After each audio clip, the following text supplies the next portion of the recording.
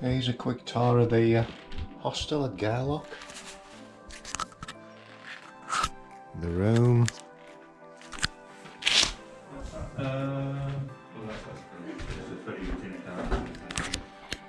Hiya.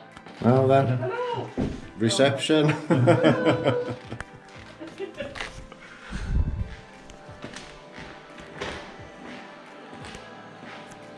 Eating area.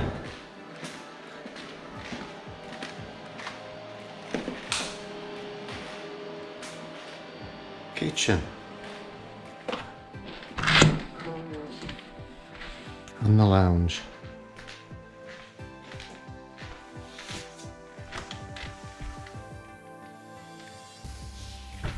Not bad view, huh?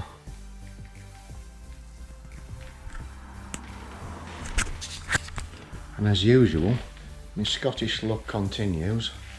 Grey and windy and rainy all night, and then just breaks out into sun as we're setting off. Good job. Entrance and bike storage. And here we have Iron Legs Alan. Ready for another day. Come on.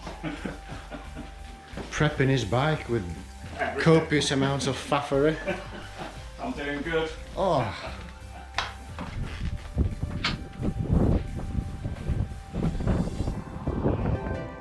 Considering how bad the weather was the night before, we couldn't believe how nice it had turned out in the morning.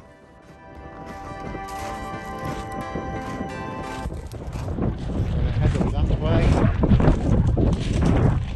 about 10-15 miles, and then turn east.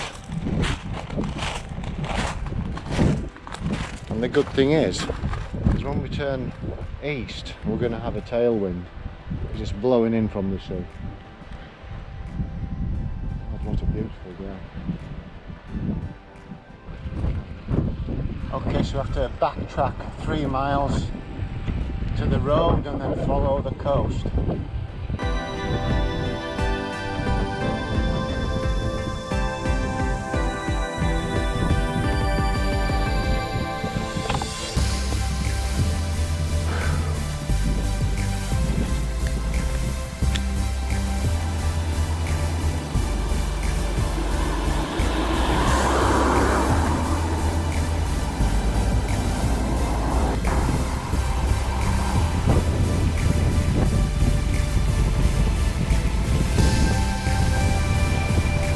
That's gonna be fun.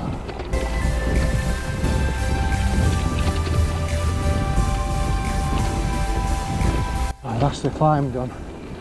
I need a bit of downhill now just to dry off. I'm not wet with sweating. It's not a bad reward for that climb, is it?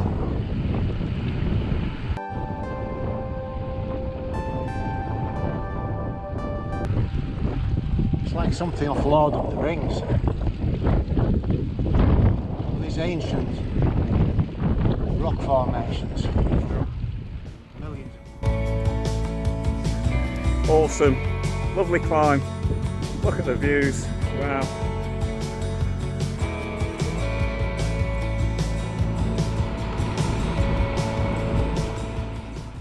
Then as we dropped towards Poolewe, we got our first glimpse of Loch Ewe itself.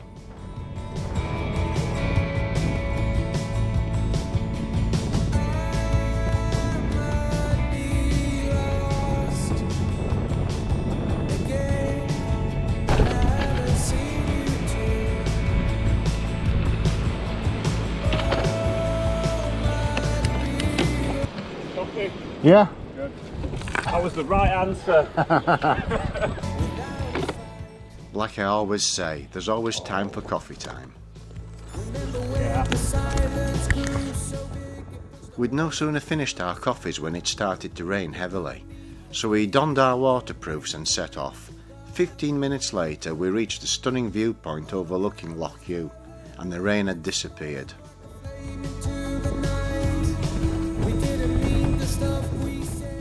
After the viewpoint we cycled towards Altby, and the road followed the side of Loch Ewe.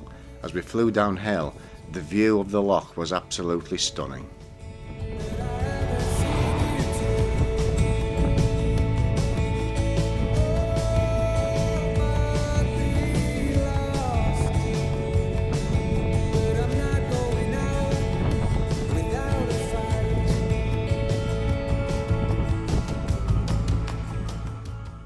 A little bit further on we came to another viewpoint overlooking the whole of Loch Ewe and the Isle of Ewe as well. During World War II, Loch Ewe was an important anchorage for the Royal Navy and merchant ships. This was because the harbours on the east coast of Scotland were deemed vulnerable to attack by German bombers based in Norway. The shape and the size of the entrance to the loch makes it easy to protect. In the war this was done by deploying submarine nets across the entrance and siting anti-aircraft batteries along the shore. Once Russia entered the war, the loch became a rendezvous point and base for naval ships escorting Arctic convoys to Murmansk.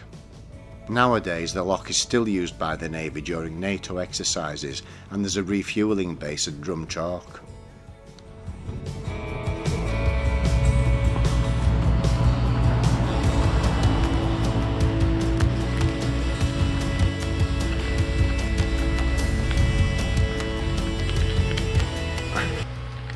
Come on, Iron Legs. Just outside the village we came across the Russian Arctic Convoy Museum and we spent a bit of time there looking around. The museum was very thought-provoking and made us reflect on the heroes that fought in that war for the freedom that we all enjoy today.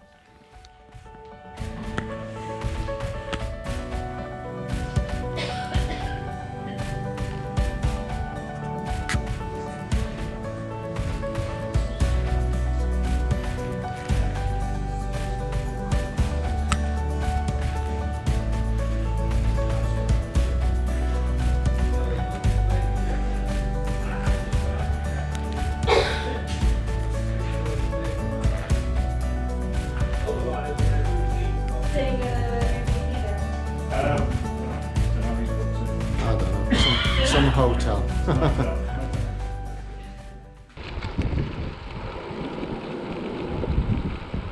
I mean, what's that over there? Looks like a volcano. I bet it's a plug of one.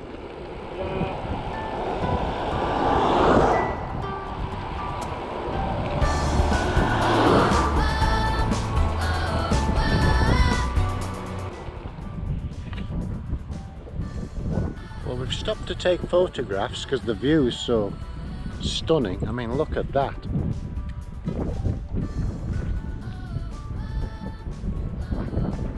Just look at that. And then we've noticed there's seals sunbathing there, there. Alan's gone down. Some pictures. What a place.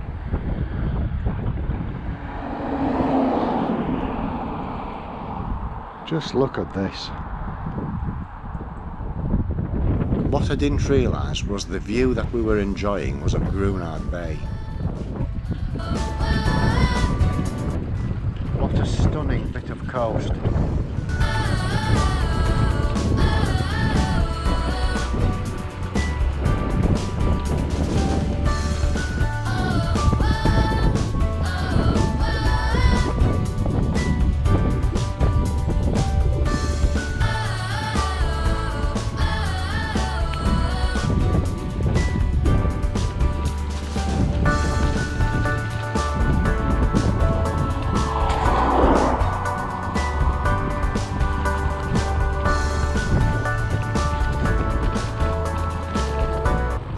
Sail down there.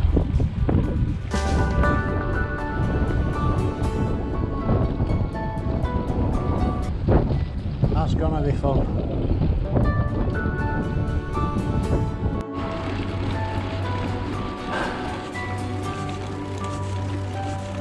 This is a bit of a bugger. A bit longer than I thought. Where I thought it finished there was another switchback. Anyway, that was a bit of pain with pleasure. It'll be worth it on the other side. Like I said, pain and pleasure. Look at that. What a stunning view. Look at this. Just look at this.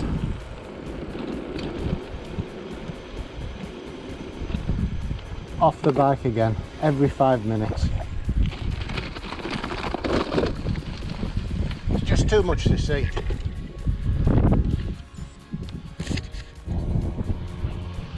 That's where we've just come up. Look at this. Look at this.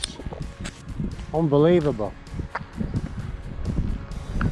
I just wasn't ready for how stunning the view was.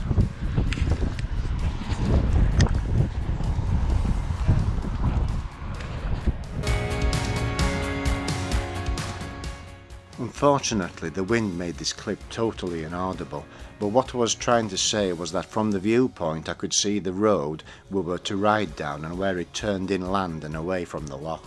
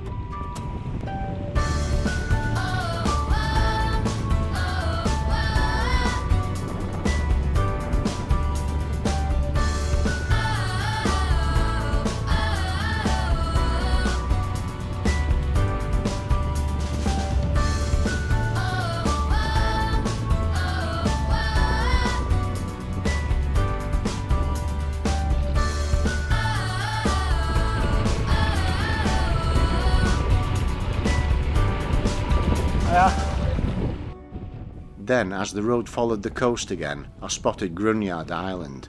This is the infamous island that in 1942 was used to test a rather nasty biological weapon. A flock of sheep was put on the island before a small bomb containing anthrax spores was set off. Obviously the sheep all became ill and died.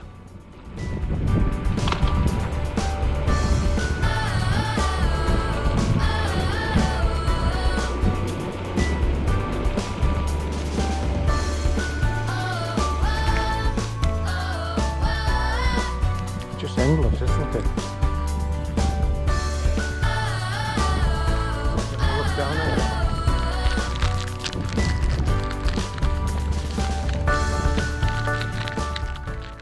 Grunyard Island remained uninhabitable until 1986, when it was finally declared safe again, but only after being sprayed with formaldehyde and all the contaminated topsoil was removed.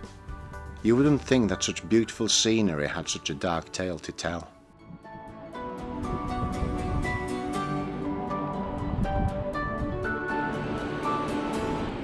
Another climb. Licks the old legs. At least I don't have to go to the gym tonight. After Grunyard Bay, we headed east and inland, where we'd eventually ride along the shore of Little Loch Broom. We were loving the endless scenery on today's ride, but there was still one more climb to do. Just this one long climb. This better be the end of it, because I'm dying. It's a good job there's a tailwind now. Just helps a bit.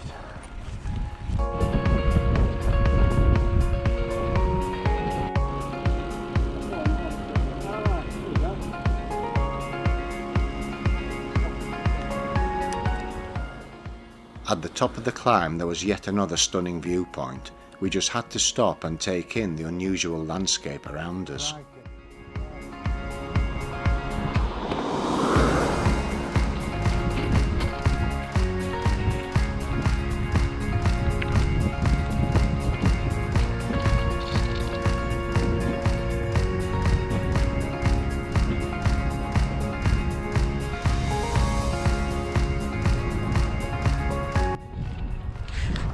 That's top of that pass, finished. We've got 7 miles to Dundonnell now. I've got to say that today's ride has been the best. It's just absolutely epic. Even Iron Legs Alan has slowed down. I loved it.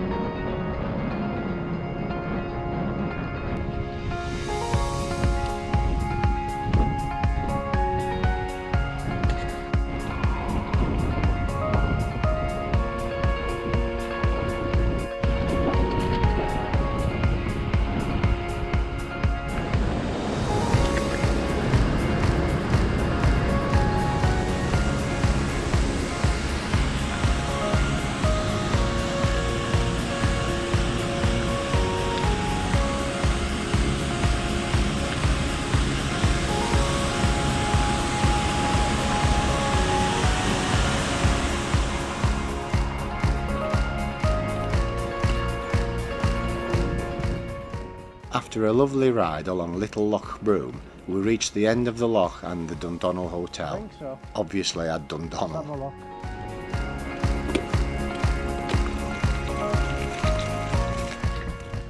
The hotel was lovely and had proper bag storage for us as well.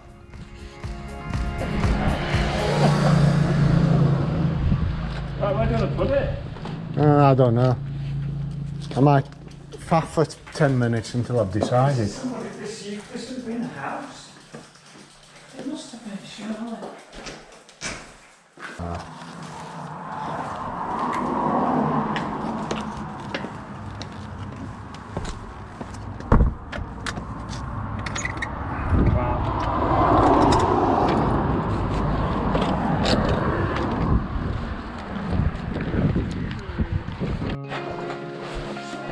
Oh, very nice.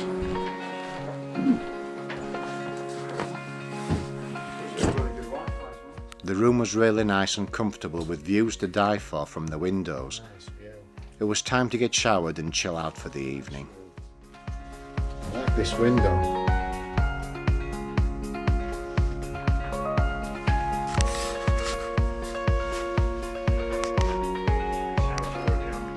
We're in luxury tonight. Luxury lodgings.